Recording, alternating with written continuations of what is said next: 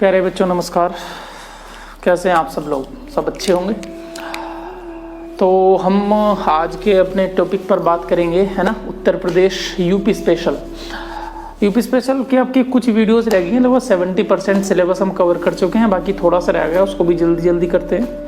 आज का जो हमारा टॉपिक है, पहले हमने यूपी के मेले देखे थे लास्ट वीडियो में, आज हम देखेंगे उत्तर प्रदेश के प्रमुख मंदिर और जो हमारे स्मारक हैं, जैसे कहीं पर कोई मज़ार है या कहीं कोई दरवाज़ा बना है, जो मेन चीज़ें हैं ना, उनके बारे में हम बात करेंगे। तो हम खासकर से तो यूपी के मंदिर हैं, इसमें तो मुख्यतः एक या दो मज़ार ही हैं जो आपकी बहुत ज़्यादा प्रसिद्ध है, हम सब मंदिरों के बारे में बात करेंगे। तो खैर आज का हमारा टॉपिक है उत्तर प्रदेश के मंदिर। उत्तर प्रदेश के मंदिर तो लगभग 25-30 मंदिरों के बारे में हम चर्चा करेंगे, है ना। देखते हैं कहाँ कहाँ पर कौन कौन सा मंदिर आपका है। चलो कहीं से भी शुरुआत कर लेते हैं। तो ऐसी इसमें कोई खास जो है मुद्दे वाली बात है नहीं, तो हम शुरुआत ही कर लेते हैं। चलो आपकी उन्नाव से करते हैं शुरुआत में। तो उन्नाव में एक आपका बहुत प्रसिद्ध मंदिर है उन्नाव। इस मंदिर का आपका नाम है राजेश्वरी मंदिर। अब आपसे केवल और केवल ये पूछेगा कि राजेश्वरी मंदिर कहाँ पर है, या फिर दूसरा ऑप्शन इस तरीके से पूछ सकता है सवाल कि उन्नाव में कौन सा मंदिर है। वो तो ना आपसे मंदिर के बारे में इतिहास पूछेगा, ना ही पूछेगा कि कौन से भगवान से संबंधित है, क्योंकि वो मुद्दा आपका बहुत ज़्यादा डीपली हो जाएगा, आपकी लीक से हट करके हो जाएगा। तो इसलिए हम एक लिस्ट बनाते चलेंगे, इसमें आप उसको लगातार उतारते रहें और बहुत अच्छा आपका इस तरीके से सिलेबस कवर हो जाएगा। चलिए जी आगे हम देखेंगे लाल दरवाज़ा, जो कि आपका जौनपुर में है। जौनपुर लाल दरवाजा, ठीक जी, ये देखेंगे। अच्छा, इसके अलावा आप दो चीज ध्यान रखेंगे, एक तो आपका है सीतामढ़ी और एक आपका है सीताकुंड। ये दोनों आपके अलग अलग पोर्शन है। सीतामढ़ी आपकी भदोही में पड़ती है, जबकि सीताकुंड आपका सुल्तानपुर में। दोनों इंपॉर्टेंट हैं, इसलिए मैंने इनको बताया। भाई अगर आप बात करोगे सीतामढ़ी, यहाँ से चूंकि आपका सवाल कई बार आ जाता है ना, और एक आपका आएगा सीताकुंड। नाम लगभग एक जैसे हैं। तो सीतामढ़ी आपकी भदोही में पड़ती है, भदोही जिला, जबकि सीताकुंड की बात करोगे तो आपका पड़ेगा सुल्तानपुर में। तो दोनों इंपॉर्टेंट हैं, ठीक है। अच्छा, इसके अलावा अगर आप बात करोगे सीतापुर की, तो सीतापुर एक स्थान हमारे यहाँ। अब इस सीतापुर में मंदिर पड़ते हैं। तो देखो ये कंफ्यूज बिल्कुल आप ना हो कि सीतामढ़ी या सीताकुंड आपके सीतापुर में है। सीतापुर में जो आपके मंदिर हैं वो आपके दो हैं, एक तो आपका नैमिषारण्य चक्र तीर्थ आश्रम है, दूसरा आपका महर्षि दधीची आक्रमण है। तो सॉरी, आक्रमण नहीं, आश्रम माफ किया जाए। तो एक तो आपका इसमें है महर्षि दधीची आश्रम, महर्षि दधीची, ये लिखा जी महर्षि दधीची आश्रम। और इसके अलावा दूसरा आप याद कर सकते हैं चक्र तीर्थ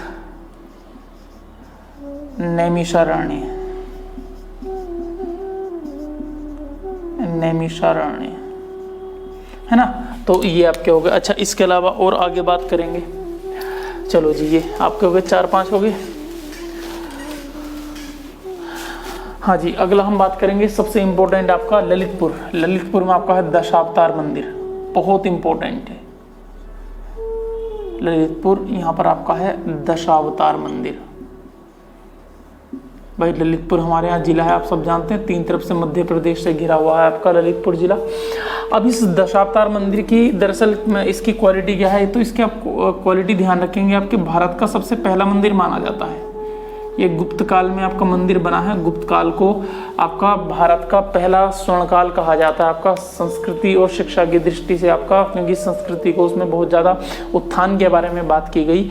और ये जो दशावतार मंदिर है, इसमें भगवान विष्णु के 10 अवतारों का उल्लेख है ना। तो इसमें आपका किसका उल्लेख है जी? विष्णु के 10 अवतार।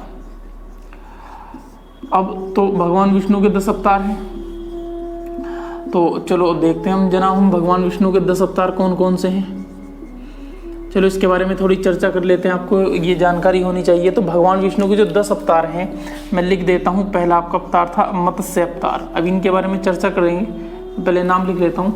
मत्स्य अवतार। दूसरा आपका है कूर्म अवतार, तीसरा आपका वराह अवतार, चौथा आपका है नरसिंह अवतार,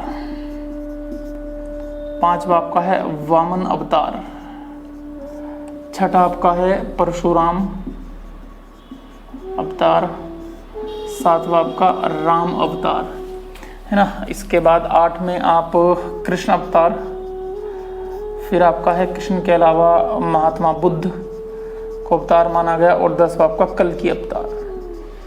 देखो इनको 10 को मैंने अलग अलग तरीके से लिखे, एक्चुअल में ये इसलिए लिखे भैया कि जो आपके पहले 3 अवतार हैं ये क्रम वाइज है आपका 1 2 3 इस तरीके से 4 5 6 7 8 9 और 10। अब देखो क्या टेक्निकलिटी है, जो पहले 3 अवतार हैं ये आपके कलयुग के हैं, सतयुग के आपके हैं।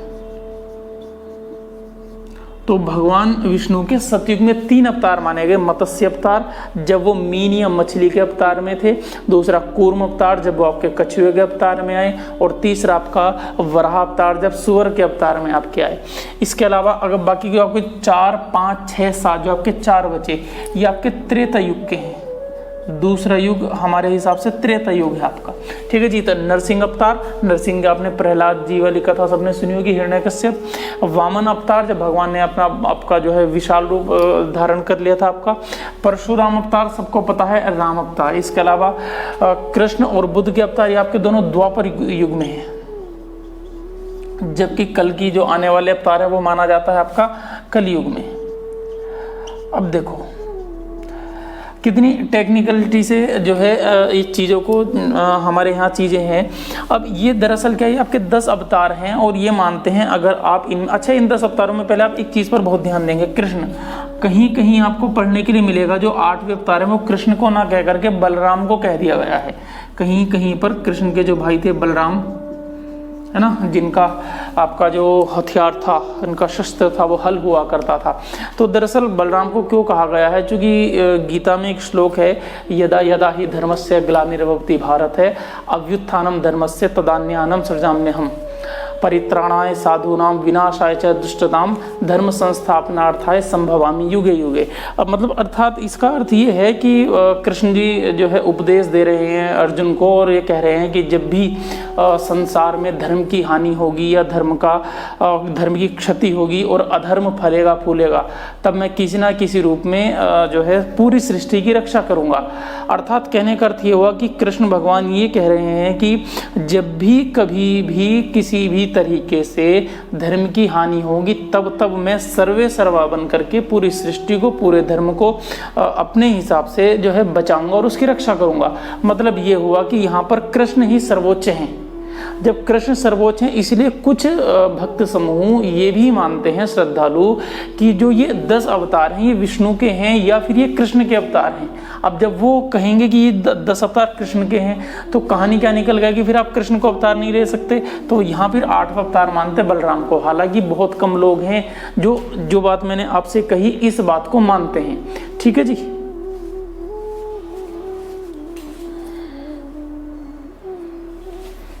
लेकिन 1 मिनट का डिस्टर्बेंस था, कोई दिक्कत नहीं है। हाँ, तो लेकिन फिर भी आप ये ध्यान रखेंगे आपके 10 अवतार में हैं। अब देखो इन 10 अवतारों को अगर आप साइंटिफिकली ऐड करेंगे, जोड़ेंगे आपके यहाँ से, तो कैसे है। अगर आप मान लीजिए आप बायोलॉजी पढ़ते हैं या आपको ये जानकारी होगी, सबसे पहले जो जीव की उत्पत्ति हुई, जीवन आया, वो आपका जल में आया। सबसे पहला अवतार आपका मत्स्य है, मीन जो जल में रहती है। इसके बाद जो आपके पेड़ पौधे, वनस्पति या जीव जंतु थे वो आपके आए उभयचर, एम्फीबियंस, जो आपके जल में भी थे, एक्वेटिक भी थे और आपके थल पर भी आए, है ना। तो देखो कूर्म कछुआ, कछुए को अगर आप क्वालिटी देखोगे तो आपका जल में भी है, थल में भी है। ये आपका क्रमिक विकास भी यही है आपका। ये डार्विन, आप ये समझो कि डार्विनवाद भी आपका यहीं से लिया गया है। वराह अवतार, फिर अगला ऐसा तो जो आपका लगभग दलदल में कीचड़ में रहने वाला आपका अवतार हुआ, जो आपका एक सुअर के तरीके से आपका हुआ। फिर इसी तरीके से आपका नरसिंह आया कि आधा नर, मतलब आपका आधा मानव और आधा पशु, है ना, सिंह आपका शेर। तो इस तरीके से आपके इन अवतारों का लगातार क्रम भी मानते हैं। वामन अवतार, फिर आपका एक बड़ा युग आया जिसको डायनासोर का एरा भी कहा जाता है, अगर आप तरीके से जो चेक करेंगे आप अपनी जो है किताबों में। इसके अलावा परशुराम, राम, कृष्ण। अच्छा, इसमें एक चीज़ और आप यहाँ थोड़ी सी भी ध्यान रखेंगे, राम और परशुराम ये दो ऐसे अवतार रहे विष्णु भगवान के जो दोनों एक ही समय पर रहे, समकालीन रहे। क्योंकि राम के समय परशुराम थे, आप सबको याद होगा, परशुराम, राम और लक्ष्मण संवाद है ना, जब आपका सीता स्वयंवर, राम स्वयंवर था, उस समय स्वयंवर तो सीता जी का था, राम जी ने तो चुना था, राम जी ने तो प्रतियोगिता को क्वालिफाई किया था। तो आपकी नौकरी भी क्वालिफाई करके लगेगी, तो इसलिए बिल्कुल परेशान ना हो, आपको अपनी योग्यता सिद्ध करनी पड़ती है। अब कोई रावण नहीं ले जाता सीता माता को, इसी तरीके से जो भी आप ही की लगेगी, राम आप हैं, लगातार पढ़ाई करते रहें।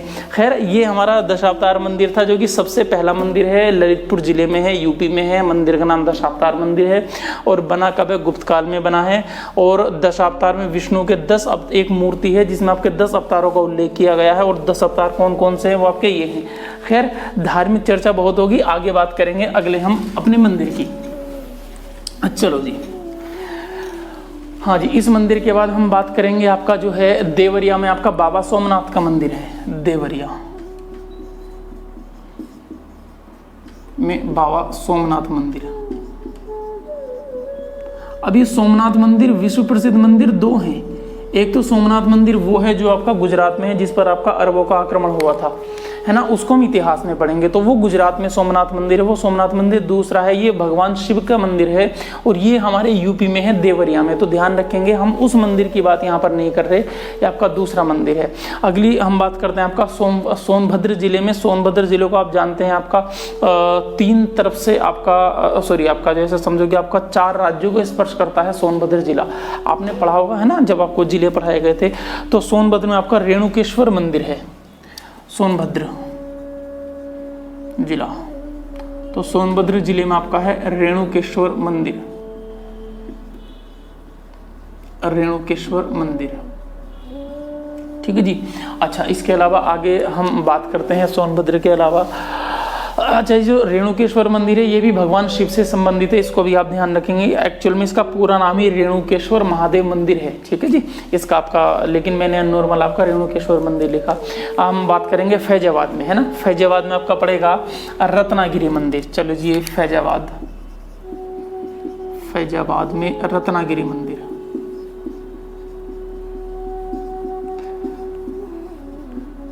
इसके अलावा आप बात कर सकते हैं अयोध्या, प्रसिद्ध राम मंदिर, राम जन्मभूमि,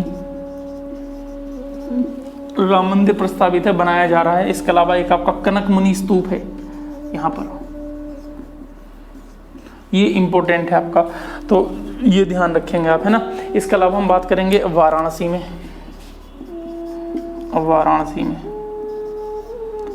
अब वाराणसी चूंकि आपकी जो है भगवान शंकर की, है ना, भगवान शिव की नगरी मानी जाती है, तो यहाँ पर एक तो आपका भगवान शिव से संबंधित आपका फेमस मंदिर है विश्वनाथ, इसलिए इनको भगवान शिव को काशी विश्वनाथ भी कहा जाता है ना। तो इसलिए यहाँ पर एक मंदिर है आपका काशी विश्वनाथ मंदिर। और इसके अलावा एक बहुत इंपॉर्टेंट मंदिर आप और याद रखेंगे यहाँ पर, भारत माता का मंदिर, मोस्ट इंपॉर्टेंट है, कई बार एग्जाम में आपका आया है, भारत माता का मंदिर। तो यहाँ पर जो भारत माता की तस्वीर है ना, उस तस्वीर के बारे में किस प्रकार से मंदिर बनाया गया है, उस मंदिर की आपकी बहुत महत्वता मानी जाती है। हमारे जब भारतीय राष्ट्रीय आंदोलन चल रहे थे, उन आंदोलन में इसकी अति महत्वता रही। खैर, इसके बाद हम आगे बात करेंगे प्रयागराज में। तो प्रयागराज में आपका पाताल मंदिर है, वासुकी मंदिर है, और भी कई सारे मंदिर हैं प्रयागराज।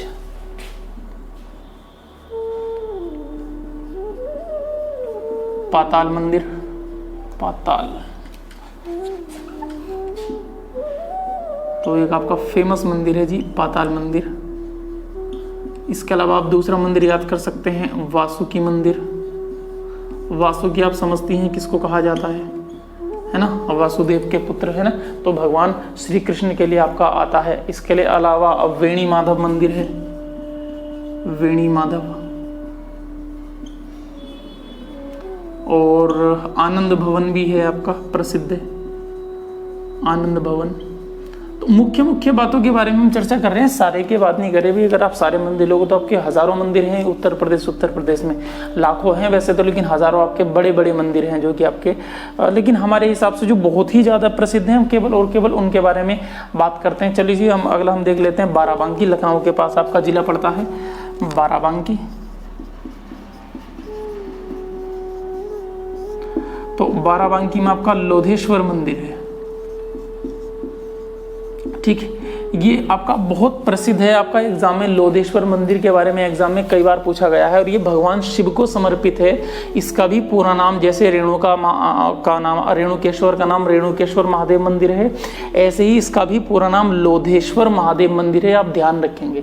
इसके अलावा आपकी 2 दरगाह है वहाँ पर, आपकी देवा शरीफ दरगाह और आपकी हाजी वारिस अली दरगाह। तो 2 दरगाह भी आप याद रखेंगे बाराबंकी में, और देवा शरीफ दरगाह, देवा शरीफ दरगाह,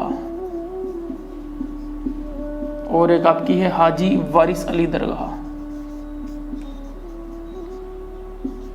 वारिस अली शाह दरगाह पूरा नाम है, लेकिन मैं चलो वारिस अली शाह दरगाह लिख देते हैं, है ना। तो 2 आपकी यहाँ पर दरगाह हैं। अच्छा, इसके अलावा बाराबंकी के अलावा आगे बात करते हैं, ठीक जी। बाराबंकी के अलावा हम देखेंगे बलिया में आपका भृगु मंदिर है, मोस्ट इंपोर्टेंट है। बलिया जिला यूपी का सबसे पूर्वी जिला भी आप सब जानते हैं बलिया के बारे में। यहाँ पर आपका भृगु मंदिर है, तो बलिया के बारे में ध्यान रखेंगे। ये कई बार पूछा गया आपका कि यूपी का सबसे पूर्वी जिला आपका कौन सा है, तो आपको पता है बलिया। यूपी का सबसे पश्चिमी जिला आपको पता है, आपने सबने पढ़ा है, शामली है।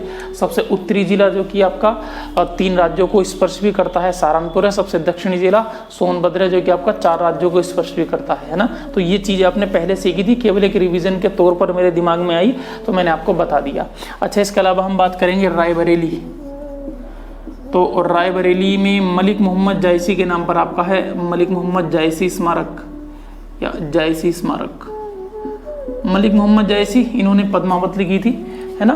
तो पद्मावत में अलाउद्दीन खिलजी और आपका रतन सिंह और पद्मावती रानी की कथा है, लेकिन ये लिखी गई थी 1540 में शेरशाह सूरी के समय में, जब भारत पर सूरी वंश का शासन चल रहा था, उस समय आपकी ये लिखी गई थी।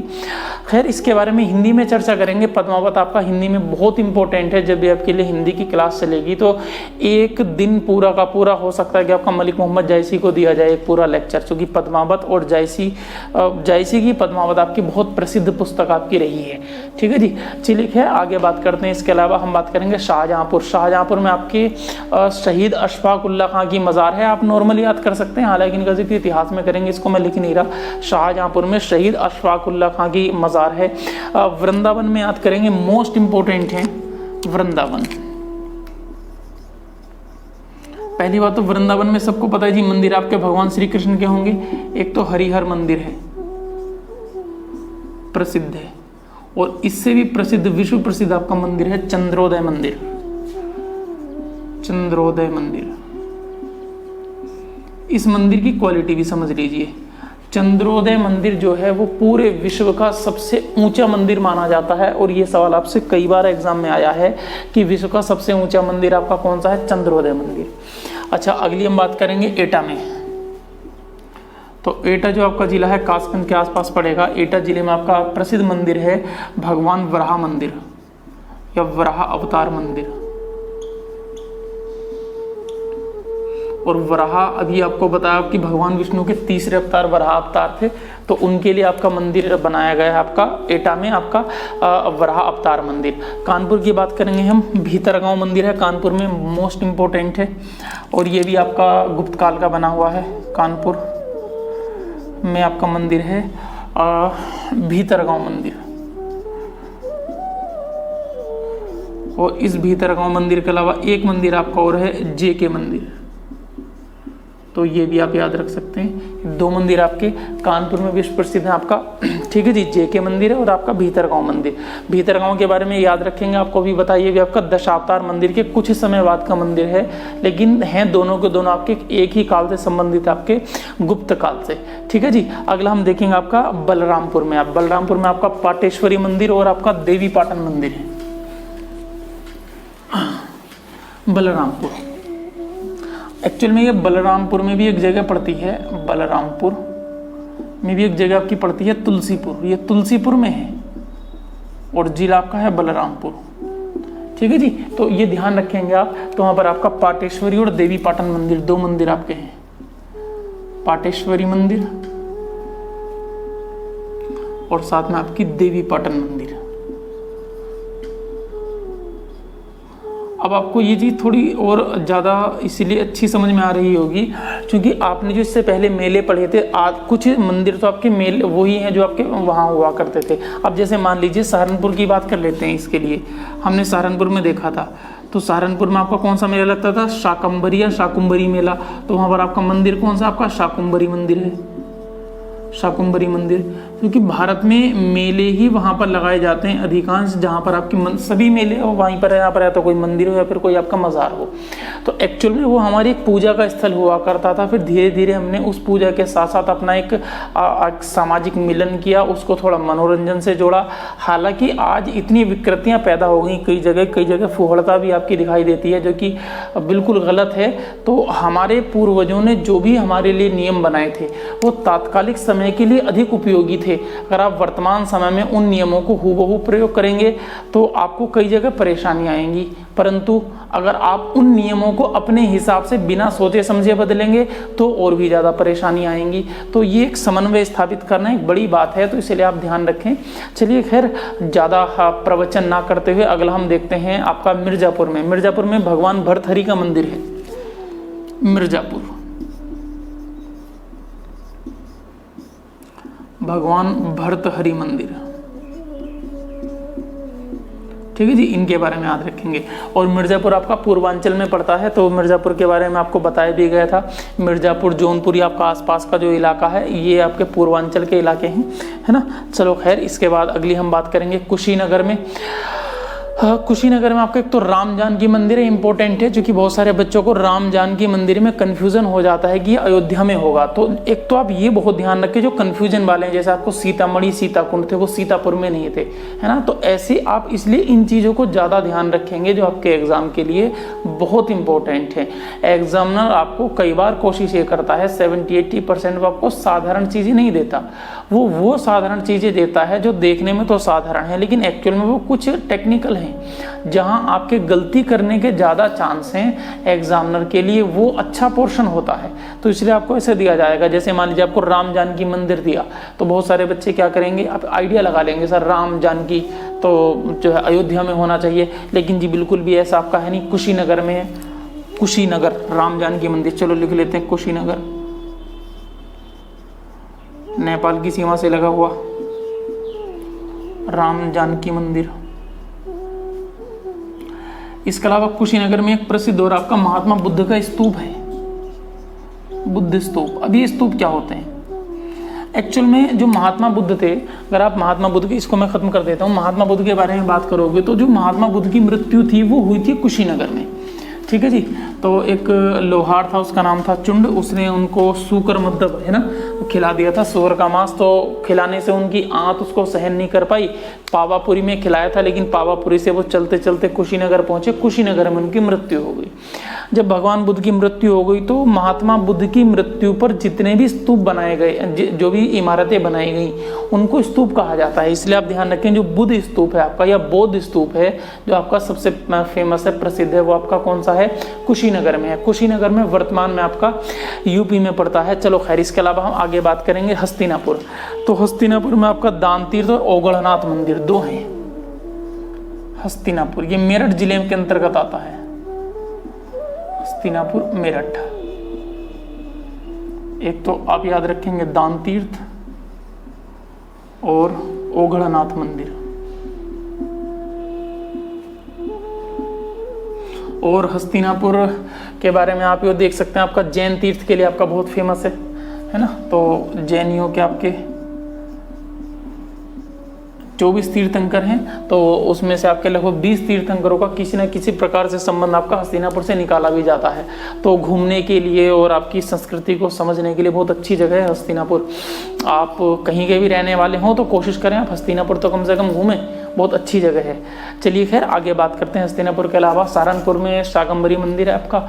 अब मैनपुरी में देख लेते हैं, आपका खानकाह रशीदिया है मैनपुरी। ये एक प्रकार की दरगाह है, खानकाह रशीदिया।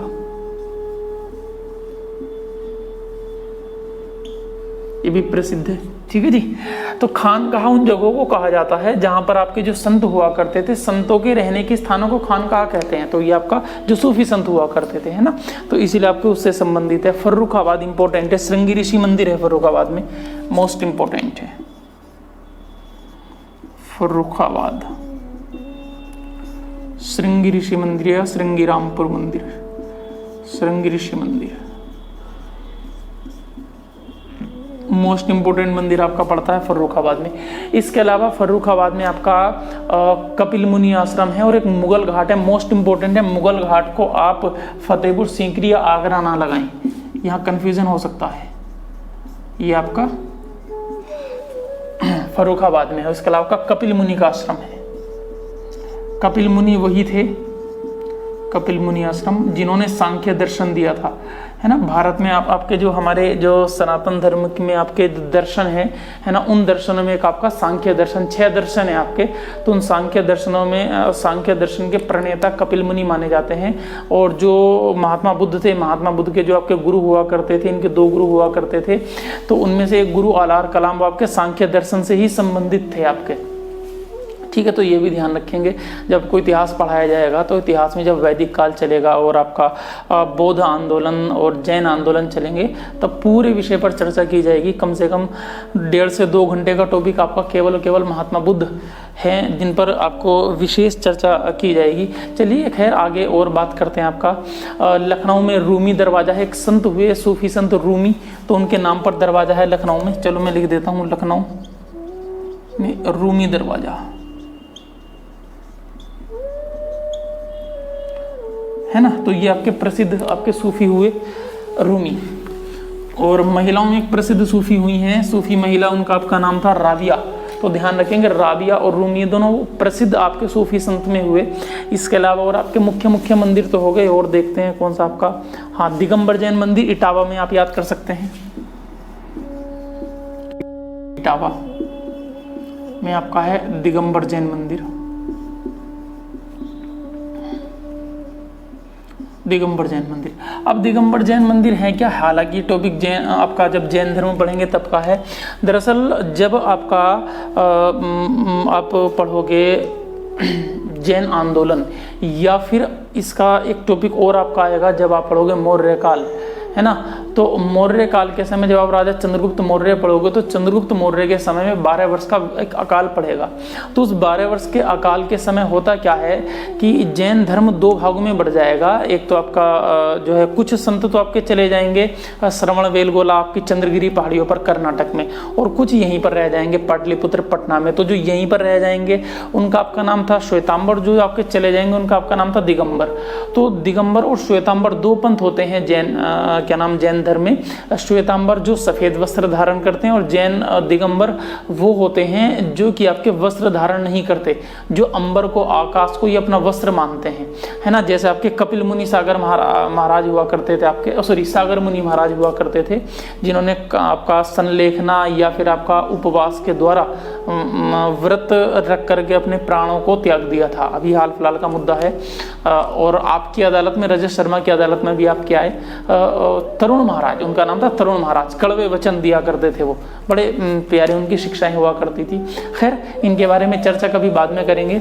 और इसके अलावा हम मंदिर की बात करेंगे आपका हाँ, लखीमपुर खीरी में गोला गोकर्णनाथ मेला लगता था। तो ध्यान रखेंगे लखीमपुर खीरी में आपका मंदिर है गोला गोकर्णनाथ मंदिर। तो बहुत सारे तो आपके ऐसे ही मिल जाएंगे मेले के हिसाब से।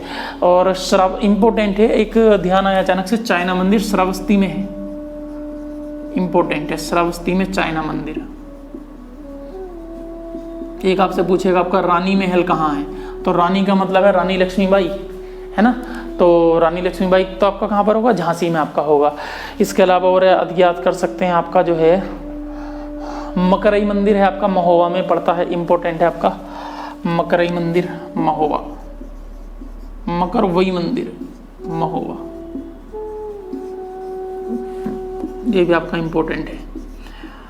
महोबा का भी आप जिक्र पढ़ोगे, जब आप हिंदी भी पढ़ोगे और इतिहास भी, तो दोनों जगह आप जिक्र पढ़ोगे तो आपके महोबा के 2 वीर हुआ करते थे, आला और उद्दल, है ना। तो इनके बारे में आपकी कहावत भी थी, 12 वर्ष लो कुकर जिए, 13 वर्ष लो जिए सियार, बरस 18 क्षत्रिय जीवे, आगे जीवन को धिक्कार। मतलब ये ऐसी कहावत थी कि 12 वर्ष तक कुत्ते का जीवन है, 13 वर्ष तक गीदड़ जीता है, 12 वर्ष लो कुकर जिए, कुत्ता जिए, 13 वर्ष लो जिए सियार, बरस 18 क्षत्रिय जिए, आगे जीवन को धिक्कार। जो वास्तविक क्षत्रिय थे उस समय के हिसाब से उनका जीवन 18 वर्ष का है। इसका मतलब ये हुआ कि आपको युद्ध करना है और युद्ध में आपको वीरगति प्राप्त हो जाए तो ये आपके लिए सौभाग्य की बात है। तो उस समय आपके जो 5 रासों हैं, आपके पृथ्वीराज रासो है, परमाल रासो, तो परमाल रासो का आपका ये दोहा मैंने आपको सुनाया। तो याद रखें आप, 12 वर्ष लो कुकर जिए, 13 वर्ष लो जिए सियार, बरस 18 क्षत्रिय जिए, आगे जीवन को धिक्कार। चलिए खैर, इसके अलावा हम बात करेंगे आपका सोनभद्र तो आपका हो ही गया। इसके अलावा और क्या याद रख सकते हैं आप? कड़ा शाह की मज़ार कौशाम्बी में है। लगभग सब पूरे हो गए आपका। कौशाम्बी में कड़ा शाह मज़ार, कौशाम्बी आपका बाबा कड़ा शाह मज़ार। तो ये आपको लगभग 25-30 मंदिर या मज़ार या जो भी आपके थे वो आपको कराए गए। और इससे ज़्यादा का आपका इसमें कभी पूछा भी नहीं जाता। और कोशिश मैं आपके लिए हमेशा यही करता हूँ कि जितना भी आपको बेहतर तरीके से कराया जाए उतना लगातार आपको कराता रहूँ मैं, और आप भी लगातार चीज़ों को पढ़ते रहें। और जो भी कोशिश होगी हम सब आपके साथ लगे हुए हैं, और आप भी बिल्कुल अपने हिसाब से लगे रहें। पढ़ाई को बिल्कुल कमज़ोर ना होने दें, क्रम बिल्कुल ना टूटने दें, लगातार पढ़ें। इसके अलावा अगली वीडियो कोई देखते हैं, या तो हम हिस्ट्री पर बनाएंगे या फिर कोशिश करेंगे आपकी ज्योग्राफी के कॉन्टिनेंट्स भी अभी आपके पूरे कराने हैं। तब तक के लिए आप अपना ख्याल रखें। आपका बहुत बहुत धन्यवाद वीडियो देखने के लिए, और वंदे मातरम, जय हिंद। मिलते हैं अगली वीडियो में बहुत जल्दी। तब तक आप अपना ध्यान रखें। नमस्कार।